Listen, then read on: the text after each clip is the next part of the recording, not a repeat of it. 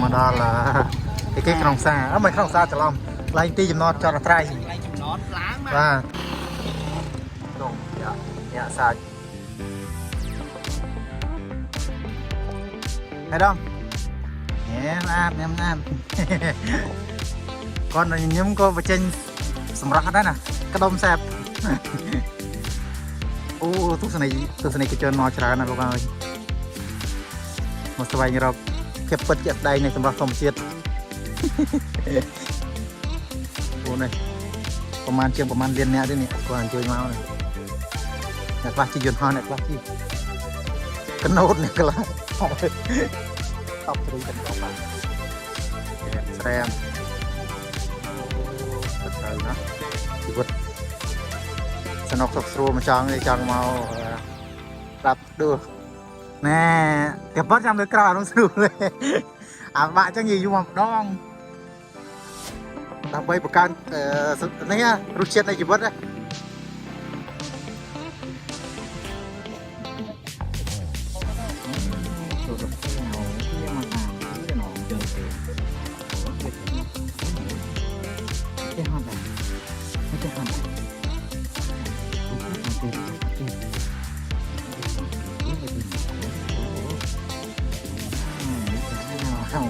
ไปชัด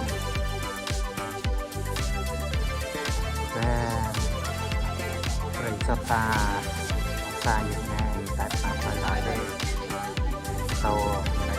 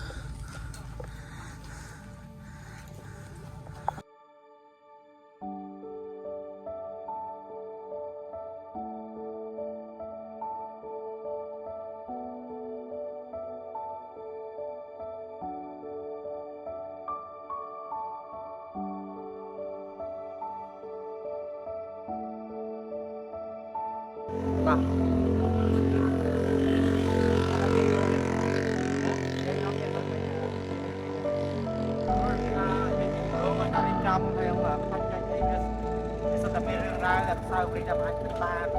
miền cái la cũng phải tụ sạp làm la miền cái la chỉ tụ la chắc là nó thôi mà nó khi nó vậy tới ông nó ấy phải tụ sạp phải tụ sạp thì mỗi tiết cùng rong đi xiêm riệp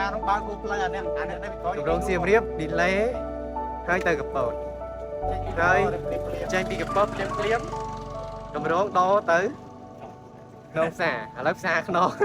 lớp nông vùng xa nó lấy con giấy mấy con này ô ra cái nòng còn thật gì muốn nâng chốt dây ban nó lấy la ơi nó ban ở hai sập rồi chứ tại muốn nâng chốt dây của nhau mà chi có bó mà play từ sáp hơi chi khua bờ đọc rồi bây giờ vì đo cái gì đúng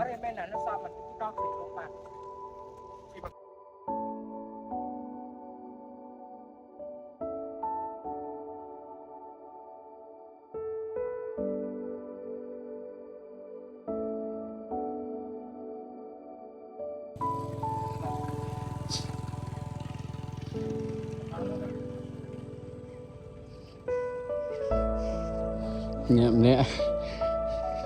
đánh cho lời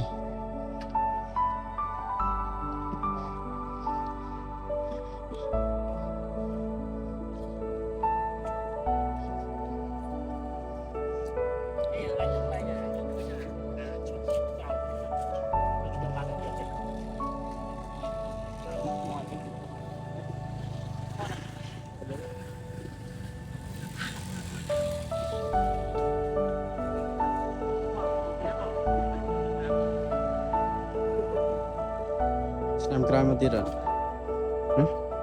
Ê, năm gram một tiết á? À đây. Thầy. Thầy. Ê.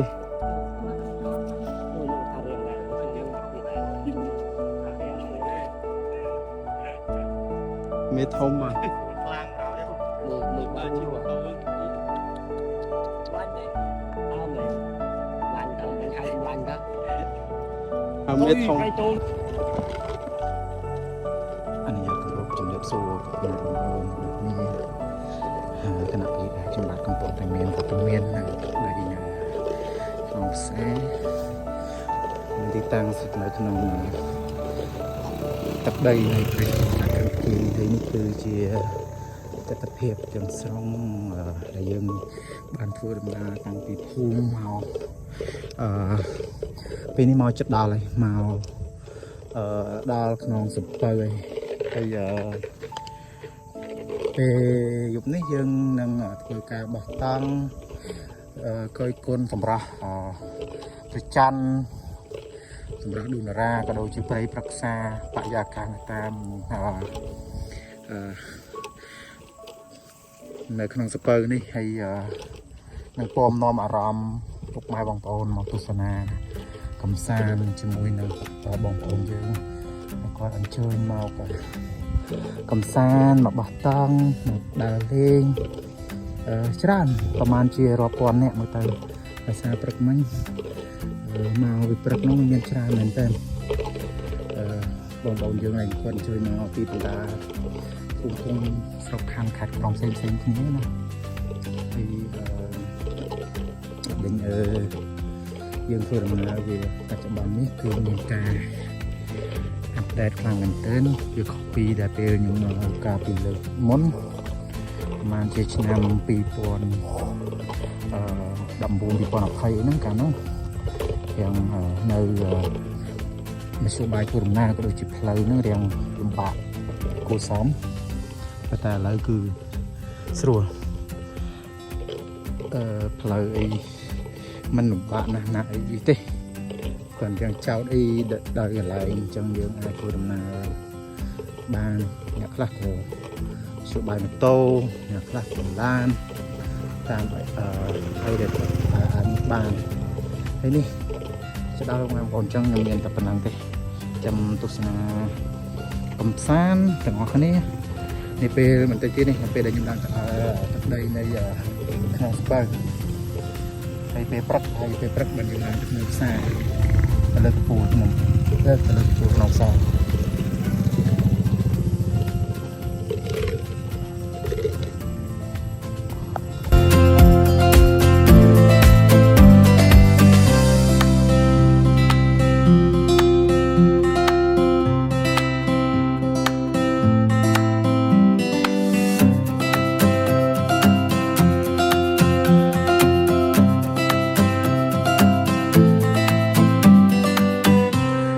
បងប្អូនឥឡូវយើងឡើងមកដល់ហើយឡើងមកដល់ក្នុងស្ពៅហើយបងប្អូនយ៉ាហ្នឹងក្នុងស្ពៅនោះចាណាក្នុងផ្សារនោះក្នុងផ្សារនោះយ៉ាបោះពីច្រើនគេបោះតង់នៅនេះនោះយ៉ាឡើងទៅលើនោះឡើងទៅនោះទៅអាប៉យដែលយើងមើលពីក្រោមមកឃើញហ្នឹងព្រោះនៅនេះវាស្រួលឡើងចុះហើយកន្លែងងូតទឹកក្រោមមិញបោះនៅប្លុកហ្នឹងមានណាបោះនៅឆ្ងាយក៏នៅលេងទៅឥឡូវគេមានទុកទឹកមានអីធំត្រូវនិយាយមែនស្រួលទៅនេះកាលមុនអាខំអាកន្លែងទឹកយើងងូចមិញកន្លែងប្រភពហ្នឹងកន្លែងពិសេសហ្នឹងតំបន់និយាយថាម៉េចទេគាត់អាឆ្លងកាត់កន្លែងហ្នឹងគឺម្នាក់ទុបអារម្មណ៍មិនជាប់ទេពីមុនដល់ឥឡូវអីទេឥឡូវសនុកសុខស្រួលហើយ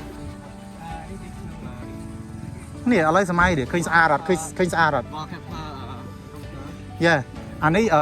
ពីច្រើនគេមកក្នុងខែហ្នឹងវាស្អាតមកខែប្រាំងរៀងពិបាកបន្តិច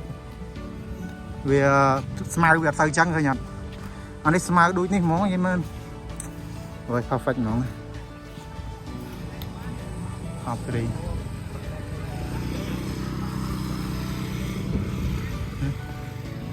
ចាប់ខាងមុខតិចមកចាំមើលគ្នាខាងមុខមកនេះអាហ្នឹងស្មៅនៅក្នុងស្ពៅអូមកនឹងមកកកដល់កហ្មងនេះបងប្អូនឃើញនេះខ្ញុំបានអ្នកផ្ញើដែរយ៉ាងហើយណាក៏ខ្ញុំមានអ្នកផ្ញើមួយគាត់នេះដែរអេដាមនេះអេដាម បាទ